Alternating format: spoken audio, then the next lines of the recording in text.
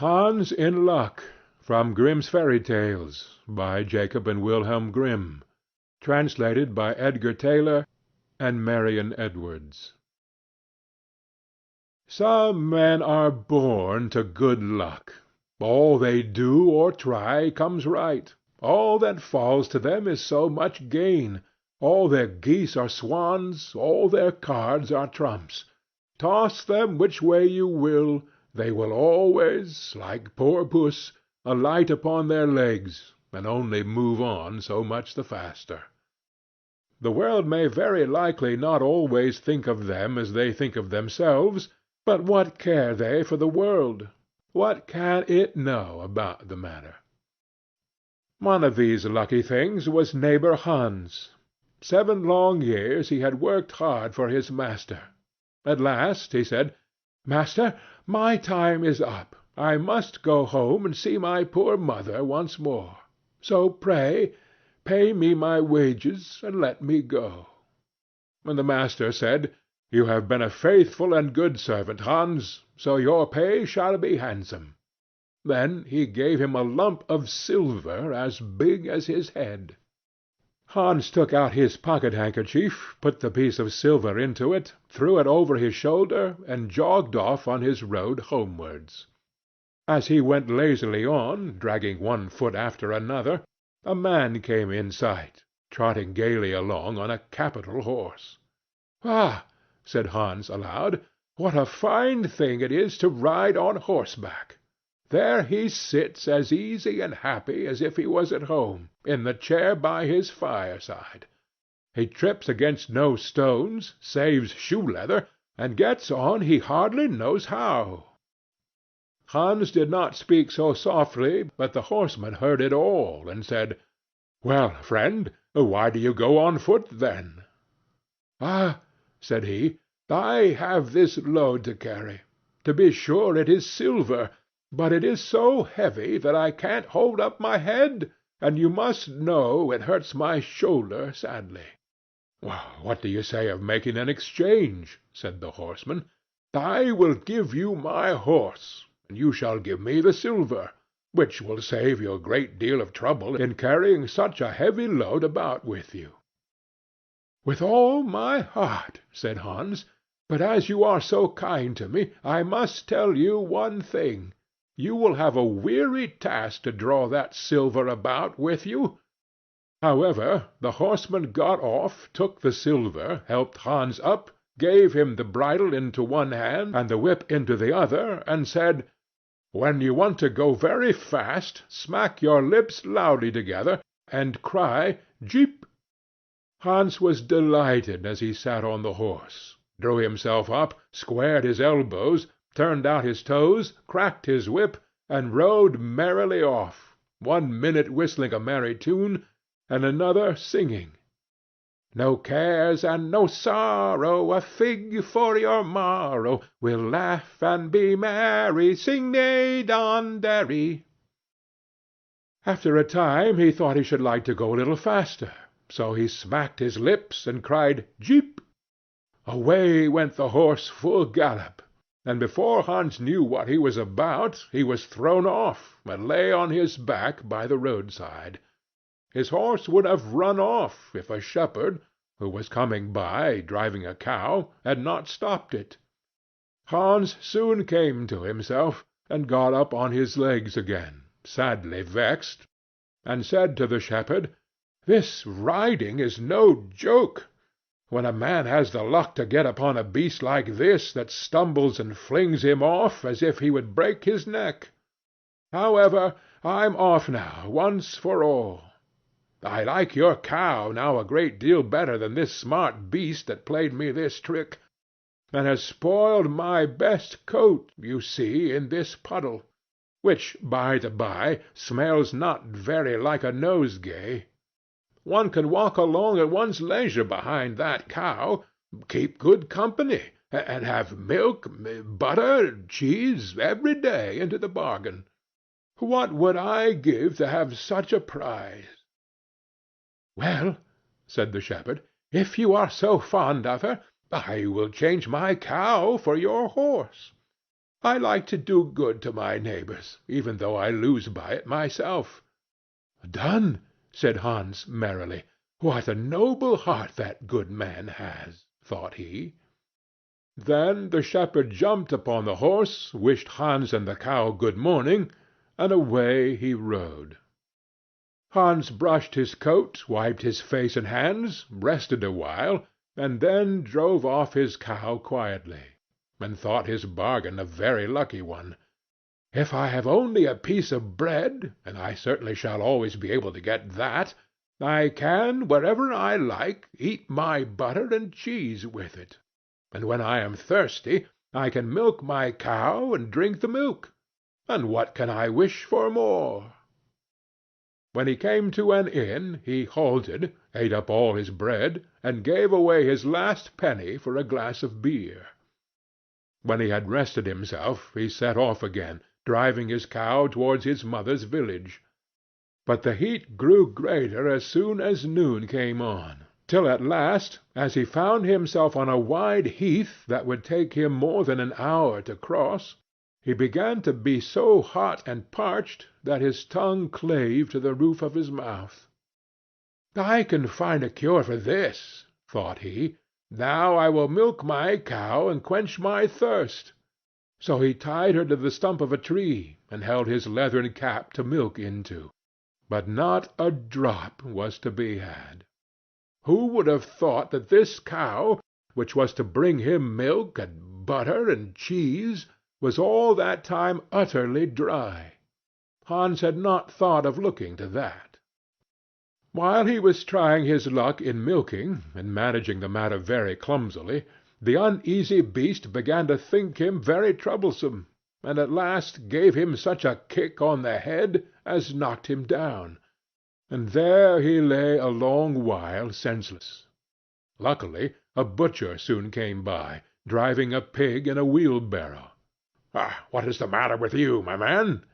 said the butcher, as he helped him up. Hans told him what had happened, how he was dry and wanted to milk his cow, but found the cow was dry too. Then the butcher gave him a flask of ale, saying, "There, drink and refresh yourself. Your cow will give no milk.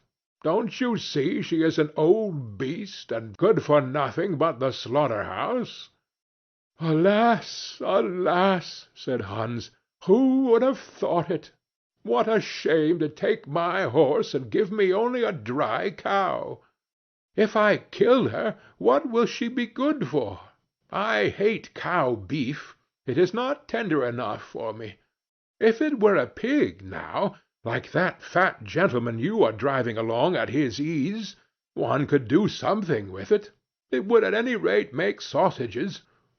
"Well," said the butcher, "I don't like to say no when one is asked to do a kind neighborly thing.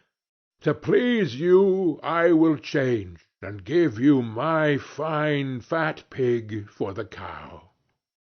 "Heaven reward you for your kindness and self-denial," said Hans, as he gave the butcher the cow, and taking the pig off the wheelbarrow, drove it away, holding it by the string that was tied to its leg. So on he jogged, and all seemed now to go right with him. He had met with some misfortunes, to be sure, but he was now well repaid for all. How could it be otherwise with such a travelling companion as he had at last got? The next man he met was a countryman carrying a fine white goose. The countryman stopped to ask what was o'clock. This led to further chat, and Hans told him all his luck, how he had had so many good bargains, and how all the world went gay and smiling with him. The countryman then began to tell his tale, and said he was going to take the goose to a christening. "Feel," said he, "how heavy it is, and yet it is only 8 weeks old. Whoever roasts and eats it will find plenty of fat upon it, it has lived so well." "You are right," said Hans, as he weighed it in his hand. "But if you talk of fat, my pig is no trifle." Meantime the countryman began to look grave, and shook his head. "Hark ye," said he, "my brother friend. You seem a good sort of fellow, so I can't help doing you a kind turn. Your pig may get you into a scrape. In the village I just came from, the squire has had a pig stolen out of his sty. I was dreadfully afraid when I saw you that you had got the squire's pig. If you have, and they catch you, it will be a bad job for you. The least they will do will be to throw you into the horse-pond. Can you swim?" Poor Hans was sadly frightened. "Good man," cried he, "pray get me out of this scrape. I know nothing of where the pig was either bred or born, but he may have been the squire's for aught I can tell. You know this country better than I do. Take my pig, and give me the goose." "I ought to have something into the bargain," said the countryman. "Give a fat goose for a pig, indeed! 'Tis not every one would do so much for you as that. However, I will not be hard upon you, as you are in trouble." Then he took the string in his hand, and drove off the pig by a side path, while Hans went on the way homewards free from care. "After all," thought he, "that chap is pretty well taken in. I don't care whose pig it is, but wherever it came from, it has been a very good friend to me. I have much the best of the bargain. First there will be a capital roast. Then the fat will find me in goose-grease for 6 months. And then there are all the beautiful white feathers. I will put them into my pillow, and then I am sure I will sleep soundly, without rocking. How happy my mother will be! Talk of a pig, indeed! Give me a fine fat goose."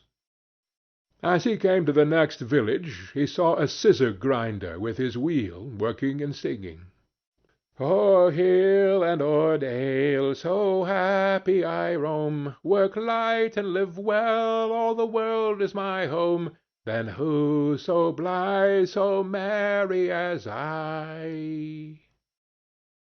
Hans stood looking on for a while, and at last said, "You must be well off, Master Grinder. You seem so happy at your work." "Yes," said the other, "mine is a golden trade. A good grinder never puts his hand into his pocket without finding money in it. But where did you get that beautiful goose?" "I did not buy it. I gave a pig for it." "Ah, and where did you get the pig?" "I gave a cow for it." "And the cow?" "I gave a horse for it." "And the horse?" "I gave a lump of silver as big as my head for it." "And the silver?" "Oh, I worked hard for that 7 long years." "You have thriven well in the world hitherto," said the grinder. "Now, if you could find money in your pocket whenever you put your hand in it, your fortune would be made." "Very true. But how is that to be managed?" "How? Why, you must turn grinder like myself," said the other. "You only want a grindstone. The rest will come of itself. Here is one that is but little the worse for wear. I could not ask more than the value of your goose for it. Will you buy?" "How can you ask?" said Hans. "I should be the happiest man in the world if I could have money whenever I put my hand in my pocket. What could I want more? There's the goose." "Now," said the grinder, as he gave him a common rough stone that lay by his side, "this is a most capital stone. Do but work it well enough, and you can make an old nail cut with it." Hans took the stone and went his way with a light heart. His eyes sparkled for joy, and he said to himself, "Surely I must have been born in a lucky hour. Everything I could want or wish for comes of itself. People are so kind. They seem really to think I do them a favor in letting them make me rich, and giving me good bargains." Meantime he began to be tired, and hungry too, for he had given away his last penny in his joy at getting the cow. At last he could go no farther, for the stone tired him sadly, and he dragged himself to the side of a river, that he might take a drink of water and rest awhile. So he laid the stone carefully by his side on the bank, but, as he stooped down to drink, he forgot it, pushed it a little, and down it rolled plump into the stream.